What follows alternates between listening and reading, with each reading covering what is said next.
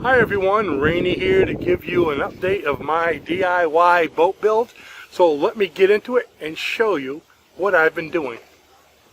So starting with the smaller things first, I got the stem connected and the front frames, the front 5 frames that were on just those 2 beams for the strong back. I actually did a lot of framing on them below to give them strength. So before they were kind of rickety and they kept on moving, and now they are very secure. And I got everything spaced with the 2 feet spacing between each frame, which is what it needed. Like I said, I was having a hard time. You move one side and the other side was moving, and but I got some great information and tips on one of my YouTube friends, and especially one of my Facebook friends who came on and told me to go ahead and measure and put these I guess you could say 1x3s going across, and if I do it now it'll save me a lot of trouble later when it comes time to putting on the, I guess you would call it the keel, not the keel, the you know, the ribs on the side and the bottom. But anyways, I said it would save a lot of time. I was having such a hard time keeping it straight that I put some plywood with 3 screws on each of the frames, and that really held everything in place. And I had problems with the transom. I think I mentioned to you folks it wasn't connecting. I ripped it apart and I redid that, so that was a major thing. And I finally got that on, made a couple braces there to hold it temporarily. So I got that connected.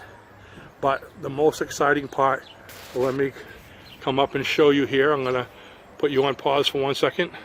Here we go. The most exciting part is I cut out all the slots for my Keelson. You can see all the way up. I have a 1x3 just sitting there for the time being, just so I could kind of see if they were leveled out or not.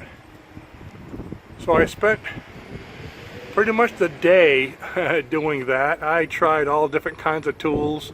I got one of those little pocket chainsaws. I got every kind of tool you could think of, and what worked best is on the bottom to use the skill saw and my jigsaw for the curve, and then just sand it with the rounded part of my belt sander, and it seemed to work really well. It got a lot better as it went to the front because I started here in the back.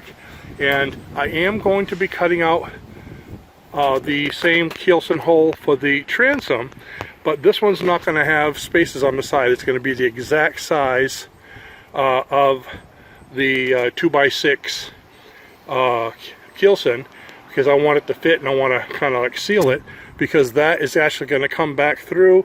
It's going to come back about 30 inches and connect to my swim platform, which is also going to be unibody. It's going to be the same shape and kind of coming right down to about here. So that's what I've been working on. Pretty excited about it. It's been raining quite a bit, so I've been having fun with a 40-foot long tarp, putting it on almost every night in the blowing wind. Try putting on a parachute while it's raining. It's been a lot of fun. So with that, I will keep you updated. Thanks for watching, and I'll see you in the next video. Bye bye now.